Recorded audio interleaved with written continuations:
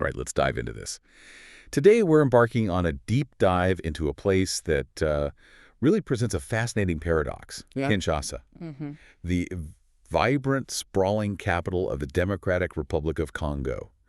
Our sources paint an incredible picture, really, of resilience and ingenuity, flourishing not merely despite immense hardship, but often, directly because of it. Yeah. It's a story that might, well, profoundly shift your perspective. Before we unravel today's incredible narrative, just a quick word. If you're like us and love uncovering these hidden gems of knowledge, you'll definitely want to visit Mind Expansion Daily. Great stuff there. Absolutely. Loads more great information. And while you're there, please hit that like and subscribe button. It truly helps us reach more curious minds like yours. It really does make a difference. And look, if you appreciate these deep dives we're sharing, maybe consider buying us a coffee. The link is always in the description. We appreciate the support. Okay, so our mission today, to understand how a city of 17 million grappling with profound poverty manages to transform necessity into the mother of invention, and how it offers, maybe, a powerful blueprint of hope to the world. What's truly surprising, I think, from our sources is how Kinshasa's immense pressures aren't just obstacles. They're almost like catalysts for a kind of innovation that really redefines resourcefulness itself. Yeah, redefined it. This deep dive truly offers a unique perspective on what it means to create and thrive under, well, tough circumstances. It certainly does. And I think to truly grasp the depth of this ingenuity, we first need to set the scene, talk about Kinshasa's challenges directly from our sources. Right, the context is key. We're talking about a city of over 17 million people. And listen to this. More than 50% live below the international poverty line. That's $2.15 per day as of 2024. Just staggering numbers. It's an almost unimaginable scale of daily struggle for basic survival. And then you've got a 2023 World Bank report highlighting youth unemployment. A staggering 40%. 40%? Wow. And it extends beyond just income, right? Many basic necessities we often take for granted are incredibly scarce. Over 80% of Kinshasa's population lacks consistent access to clean water. A fundamental need. Exactly. And only 21% in urban areas get reliable electricity. Think about that. Blackouts averaging 10 days monthly. 10 days. That impacts everything. Everything. Most homes, about 70% of residents live in makeshift structures, often in sprawling slums like Messina, which alone houses 390,000 people. Cramped in informal conditions. Huge density. And healthcare is also a major concern. Only 0.28 doctors per 1,000 people, which leads to, well, 1.5 million annual cases of waterborne diseases. The numbers, they undeniably paint a stark picture. Yeah, and beyond the raw data, I think the deeper insight here is how these statistics are direct consequences of systemic issues with really deep historical roots. Right. It didn't just happen overnight. Not at all. Kinshasa, originally Leopoldville under Belgian colonial rule, was primarily set up for resource extraction, very little investment in infrastructure for the local population. Exploitation, basically. Pretty much. Then, post-independence in 1960, the city just exploded.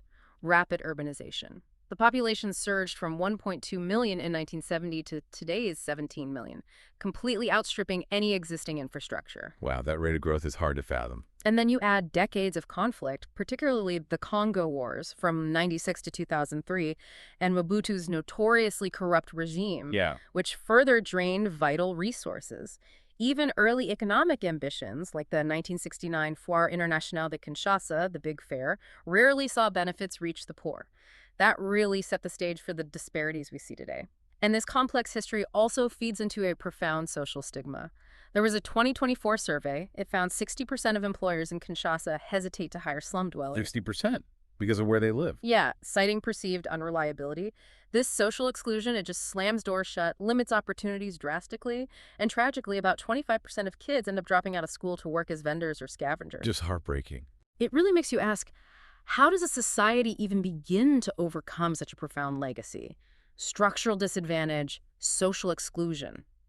It's a heavy burden. That really is the heart of it, isn't it? I mean, from everything we've just heard, it sounds almost insurmountable. So what actually sparks this defiance, this creativity? Yeah, where does it come from? It seems that despite these daunting challenges, despite this complex history, Kinshasa isn't defined only by its struggles.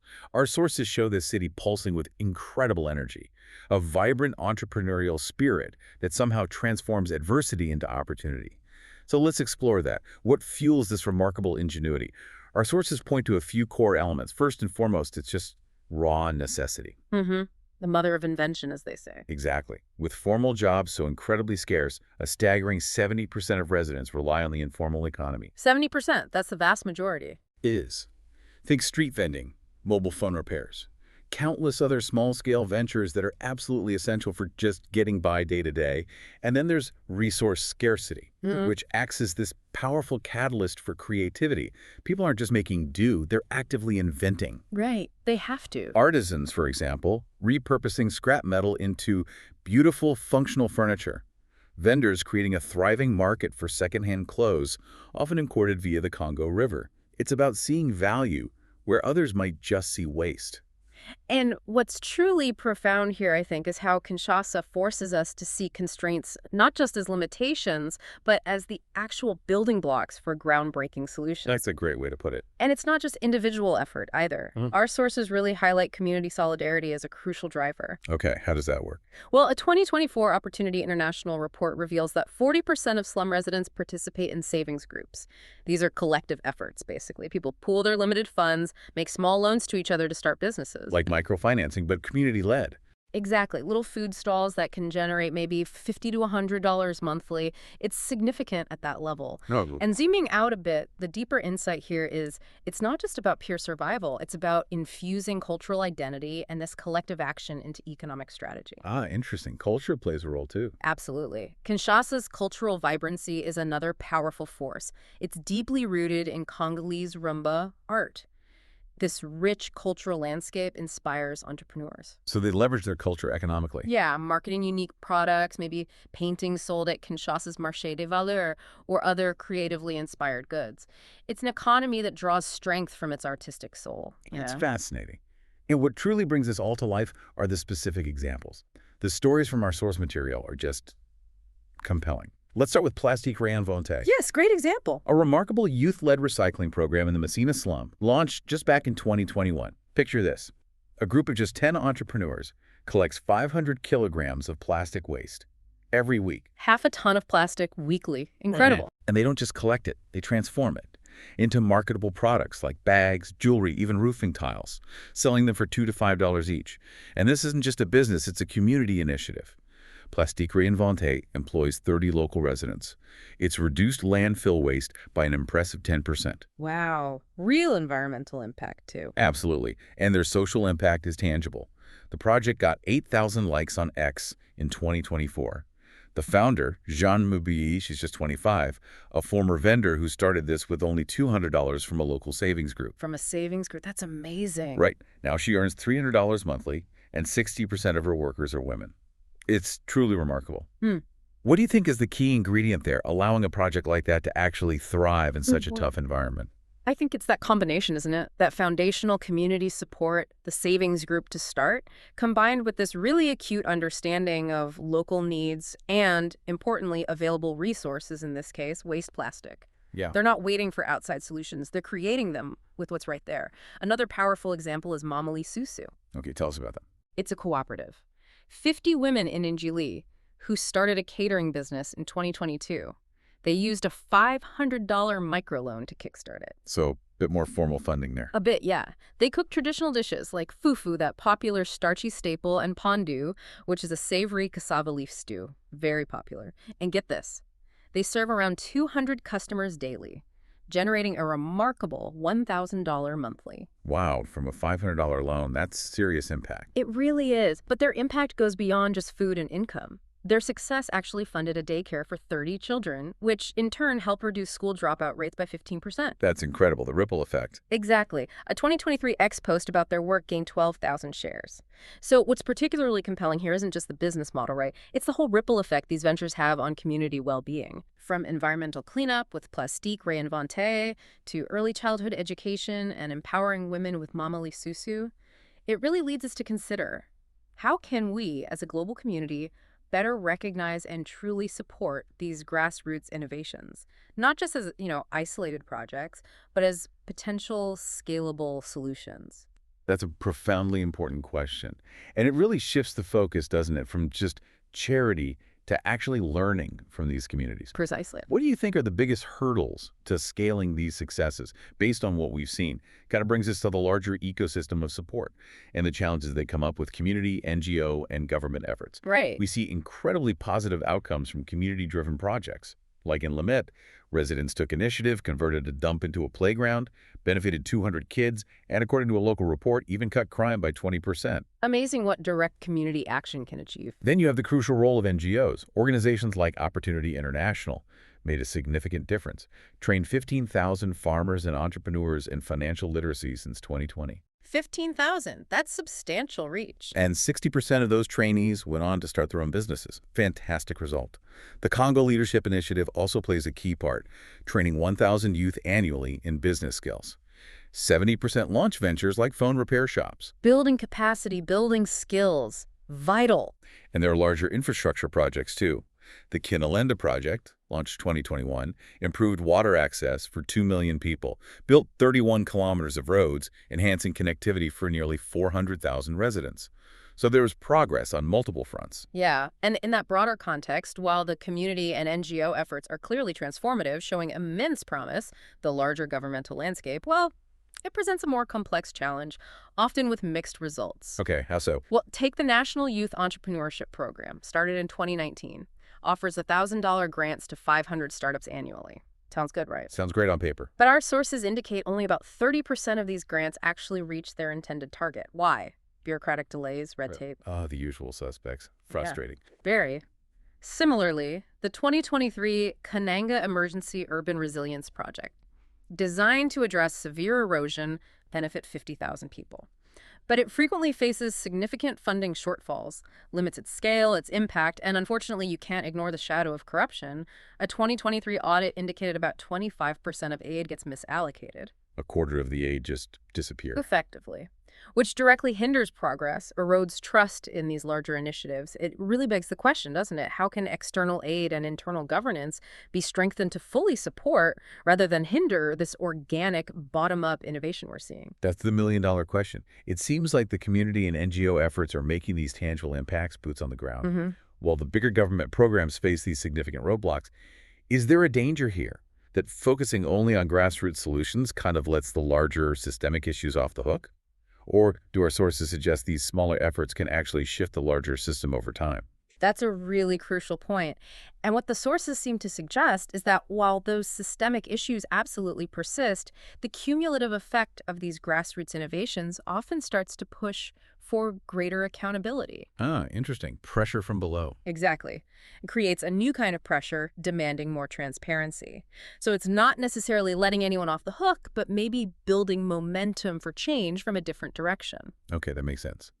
So what does this all truly feel like for someone experiencing Kinshasa day to day? Let's try and offer a personal, immersive sort of day in Kinshasa vignette, drawing from the sources to make this tangible for you listening. Yeah, bring it to life. Imagine starting your day at dawn, Messina's bustling market. Yeah. You see vendors like Paul selling mangoes for just 50 cents each, earning maybe $10 daily through sheer hard work. From there, maybe you join Jean over at Plastique Réinventé, watching her team crafting these vibrant bracelets from what were, just yesterday, discarded plastic bottles. Seeing that transformation firsthand. Yeah. Then maybe a motorbike ride through Njili's narrow, winding alleys. You'd see the makeshift homes, definitely. But also the welcoming sight of Mama Lisu's food stall. You could taste that delicious, spicy pondu. The smells, the sounds. Exactly. Later, maybe you're at that Lamy playground. Children's laughter filling the air.